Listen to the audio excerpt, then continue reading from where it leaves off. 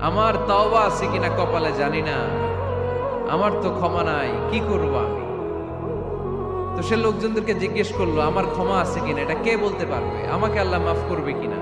তারা সবাই বললো, এই এলাকায় এক আল্লাহর ওলি আছে, তার কাছে যাও। সে আল্লাহর ওলির কাছে যেয়ে বলে, ও আল্লাহর ওলি, আমি 99টা হত্যা করেছি, 99টা মার্ডার, আমার কপালে ক্ষমা আছে কিনা তুমি একটু বলো। আল্লাহর ওলি কই, কি বললা? 99টা মার্ডার? হায় হায় সর্বনাশ, তোর কোনো ক্ষমা নাই। এবার যে মার্ডার করছো কয়, আমার যেহেতু ক্ষমা নাই, তোরে বাঁচায় রেখে লাভ কি, তোরেও দিলাম শেষ করে। এবার সেঞ্চুরি করে ফেলাইছে। কথা বুঝতেছেন? আমার যেহেতু ক্ষমা নাই, তো তোরে বাঁচায় রেখে কি লাভ, তোরেও শেষ করে দিলাম। এবার সেঞ্চুরি। সেঞ্চুরি করার পরেও ভয় আসে না নাই অন্তরে? অন্তরে তো আল্লাহর ভয়, কই যাবে? বুঝতে লাগলো কে সমাধান দিতে